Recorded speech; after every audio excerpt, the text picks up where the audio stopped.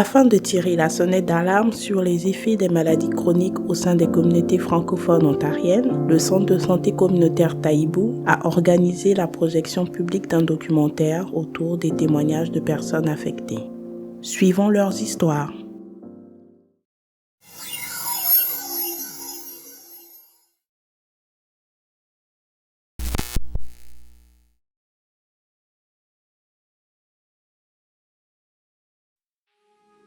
Et là, j'ai commencé à vraiment tomber dans un trou où les crises d'angoisse, l'anxiété a commencé à devenir plus fortes, tout ça. La santé mentale, c'est vraiment un des éléments très importants auxquels il faut faire attention. Beaucoup de gens parlent de détresse, de manque d'informations certes, mais du stress qu'ils ont vécu avant et de la détresse qu'ils vivent pendant et après s'être fait annoncer cette nouvelle. Donc j'aurais définitivement recommandé à se trouver des façons de s'entourer positivement, aussi bien sur le plan professionnel, d'avoir des professionnels qui vont t'aider, que d'explorer d'autres choses qui pourraient faire partie de ta communauté. On parle beaucoup des préjugés, comment la communauté va te voir. Regarde plus comment ta communauté peut te soutenir. Le point sur lequel moi je voudrais vraiment insister, c'est vraiment le bien-être. Le bien-être des personnes, qu'elles soient diagnostiquées ou pas, le bien-être est fondamental. Parce qu'en travaillant au bien-être de la personne, nous permettons à ces personnes, qu'elles soient diagnostiquées ou pas, qu'elles soient malades ou pas, d'être bien. Parce qu'il y a un bien-être qu'on peut avoir même étant malade. On ne perd pas son bien-être lorsqu'on est malade. Et pour moi, c'est un aspect important.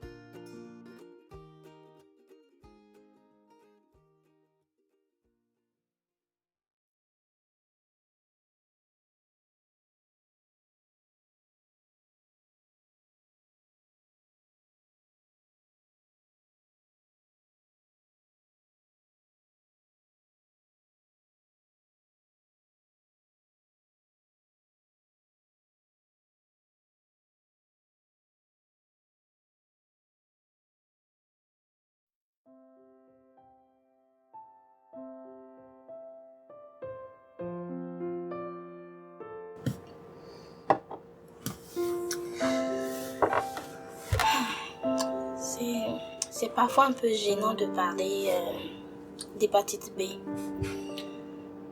Tout simplement parce que les gens pensent toujours que c'est une maladie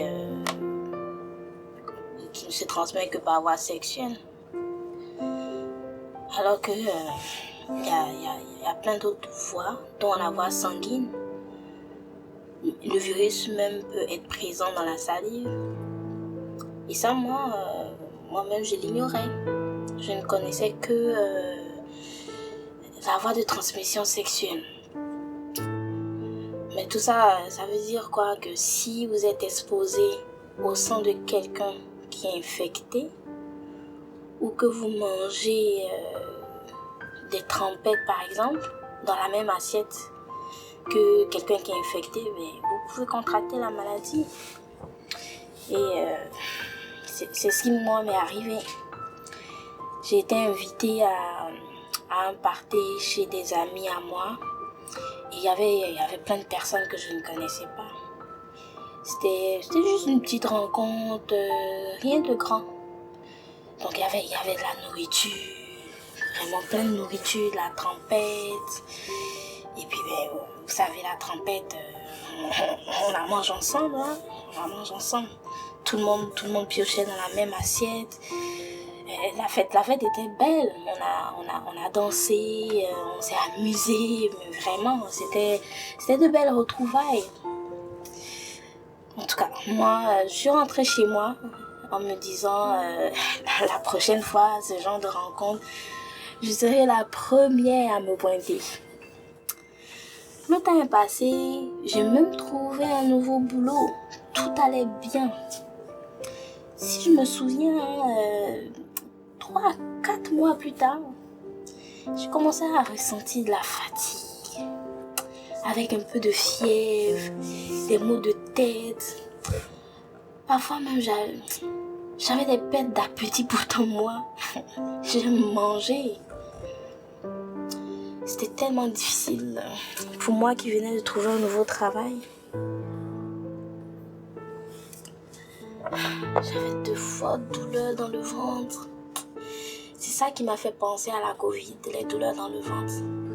Je suis donc allée à l'hôpital et après les examens,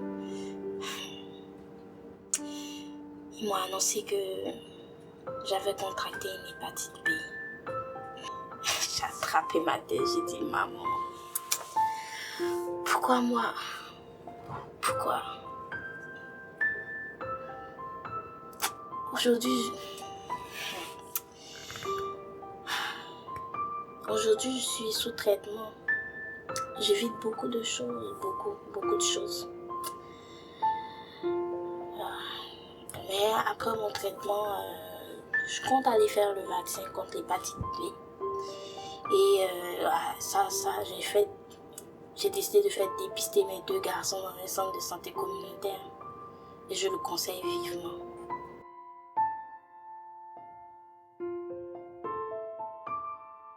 Les informations de Taïbou, c'est vraiment une très bonne chose parce que si on n'est pas informé, vraiment c'est une maladie. C'est la grande maladie. On aborde le problème un petit peu de façon conjoncturelle, mais je crois que là, il faut aller du côté de la prévention. Parce que ce que je constate, d'après ce que j'ai lu et j'ai entendu, le problème touche maintenant, ce problème, les maladies de diabète, le cancer et autres, pour citer et cela. Et ces maladies-là touchent aussi les vieillards autant que les jeunes. Donc, si les efforts sont concentrés simplement aux vieillards et on oublie les jeunes, vous pouvez imaginer ce qui pourrait arriver. Et quand la jeunesse des pays est attaquée, vous savez ce que ça veut dire. Donc, moi, ce que je pourrais proposer, c'est d'aller au niveau des écoles et d'établir des programmes de sensibilisation afin que les jeunes puissent toucher par ces problèmes et capables de changer leur comportement. Parce que là, il faut voir aussi le problème comme un problème de comportement et la façon dont on consomme. Parce que les nutritionnistes disent bien, et les médecins, notre santé se trouve dans notre assiette, dans ce que nous mangeons, nous consommons. Donc, je crois que le message qu'il faut lancer en termes de prévention, c'est d'aller surtout du côté des jeunes et de les porter à changer de comportement dans leur consommation. C'est important de voir le contexte dans lequel la personne qui est diagnostiquée ou malade vit. On a écouté aussi parler des personnes qui n'ont même pas un logis ou alors qui ont justement une situation précaire en lien avec leur habitation, leur lieu d'habitation. Donc ça, c'est important de considérer ça. Lorsqu'on vit dans les conditions acceptables, on sait où on va dormir, on sait ce qu'on va manger, on a moins de préoccupations par rapport à ce que les nôtres vont manger, comment ils vont se soigner, etc.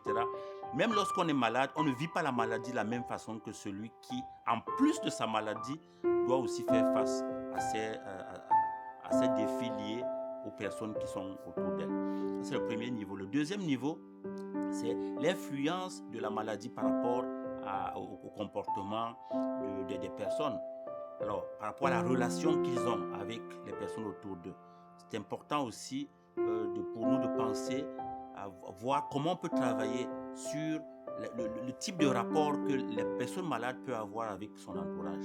Ça, c'est très important, me semble-t-il, même pour la guérison, même pour le bien-être de la personne qui est malade. Et puis, l'autre aspect, c'est vraiment lié aux valeurs et à la croyance. C'est un point qui apparaissait en filigrane. C'est-à-dire, qu'est-ce qui est vraiment important pour moi? Et surtout au niveau des croyances, qu'est-ce que je crois? Parce qu'on peut être diagnostiqué, mais si on croit vraiment que sa vie n'est pas finie, malgré la maladie, on continuer à vivre, parce que la vie, c'est un temps qu'on a. Ce temps peut être limité ou pas. Ce qui est le plus important, c'est la qualité de la vie qu'on va mener. Donc, moi, je trouve que c'est important que nous puissions aussi travailler avec, entre nous, avec les personnes qui sont diagnostiquées dans la communauté, sur les valeurs et sur les croyances, pour que les personnes ne pensent plus que dès qu'ils reçoivent un diagnostic, sa vie est finie. Non, sa vie n'est pas finie. La vie continue à avoir un sens, parce que tant que ce n'est pas fini, rien n'est fini. Et on peut avoir une qualité de vie bonne malgré la maladie. Et les deux autres aspects sur lesquels je voudrais aussi insister, c'est la question de l'identité. C'est-à-dire, est-ce que je deviens un malade ou je suis quelqu'un qui a une maladie? Parce que ce n'est pas la même chose. Si quelqu'un a une maladie et il se considère comme étant malade, alors là, il s'identifie à la maladie et très rapidement, il va baisser les bras. Alors qu'il peut dire, je suis quelqu'un qui a une maladie, mais pas un malade. Je ne suis pas quelqu'un qui... Voilà, donc c'est très important. Je souffre de cancer, mais je n'ai pas le cancer, je ne suis pas le cancer. Je souffre de diabète, je ne suis pas un diabétique. Moi, je n'utiliserai pas le terme diabétique, je dirais, oui, je souffre du diabète, ça veut dire que je souffre, mais je travaille à pouvoir soigner, à pouvoir me soigner, à pouvoir dépasser ça. Et puis le dernier point, c'est vraiment toujours de penser à plus grand que soi. Parce que là, c'est la question de la vision que nous avons de notre être comme être, même avec la maladie. C'est quoi ma vision? Parce que je pense que nous sommes tous venus ici sur cette terre pour quelque chose de très grand, qui transcende même la maladie, qui transcende même la mort. Alors, le documentaire que nous venons de voir est assez impressionnant et impactant aussi. Et puis donc, le message qui s'entrevoit à travers ce documentaire-là, c'est peut-être un message, disons, d'alerte, qui doit interpeller tout le monde, jeune comme adulte, à faire face à tous ces problèmes de maladies chroniques. Et donc, je vois cela comme une perspective un peu de solution, dans le sens de l'intergénérationnel, parce qu'aujourd'hui, les stéréotypes, c'est que peut-être ce sont les personnes âgées qui font face à ces maladies, mais la réalité, c'est que les jeunes aussi doivent se préparer à y faire face, donc à se préparer de façon préventive d'ailleurs. Et c'est pour ça que dans les solutions, les pistes de solutions, on peut proposer des approches intergénérationnelles, donc amener les jeunes aussi, accompagner les adultes qui font déjà face à ces maladies pour les aider notamment à avoir peut-être une vie beaucoup plus facile quand bien même ces personnes vivent avec cette maladie. Mais en même temps, c'est aussi un message pour les jeunes pour bien se préparer et travailler dans le sens de prévenir ces maladies, c'est tout. Le message que nous voudrions envoyer à l'égard de la communauté, c'est que il y a des sujets qu'elle en fait vraiment tabou et nous voudrions que notre communauté, la communauté francophone surtout, puisse sortir de ce carcan-là pour pouvoir vraiment parler des maladies chroniques et aussi de la problématique de santé mentale qui fait vraiment payer un lourd tribut à notre communauté, soit par des suicides, soit des morts à petit feu. Et là, il y a des choses qu'on devrait, par exemple, souvent en parler, parce que si on n'en parle pas, on s'étouffe nous-mêmes et à la longue, ça devient un peu difficile. Imaginez si quelqu'un est dépisté positif au cancer. Donc, si on dit à la personne que vous avez le cancer, vous êtes dans un pays étranger où il n'y a pas toute votre famille, vous allez vivre cette maladie seul, vous allez compatir seul et vous allez vous brûler seul. Et là, qu'est-ce qui se passe par la suite? Il faudra en parler. Il faudra être ouvert à parler à son médecin, à son entourage de ces maladies-là surtout. Et nous qui travaillons auprès de cette communauté de façon directe, savons de quoi il s'agit et comment cette communauté est en train de souffrir de ces maux-là. Parce qu'on n'en parle pas. Mais aujourd'hui, pour ceux qui se sont ouverts et qui se sont donnés au dépistage, ils savent au moins leur statut par rapport à ces maladies-là. Et ça leur permet quand même de prendre des mesures au cas où ils ne sont pas malades, de prendre des mesures pour éviter cette maladie. Et au cas où ils sont malades, au moins ils ont le temps, comment on appelle, d'éviter les conséquences fâcheuses. Et aussi, par rapport aux jeunes avec qui moi je travaille et presque tous les jours, ce sujet-là, c'est vrai, ça faisait un peu tabou, mais avec le temps, ils ont compris de parler de problématiques de la santé mentale. On en parle le plus souvent, on organise des ateliers avec des experts et les jeunes s'ouvrent. Et ils posent des questions même en dehors des ateliers, en dehors des activités. Et quand ils viennent nous voir pour des choses confidentielles, ils nous en parlent. Et ça nous fait chaud au cœur de leur chercher des ressources pour pouvoir les aider. Et comme aujourd'hui, vous l'avez constaté, plusieurs leaders d'organismes étaient là, des leaders religieux étaient là, les jeunes eux-mêmes et aussi les membres de la communauté étaient là. Ensemble, nous avons entonné l'hymne de la sensibilisation.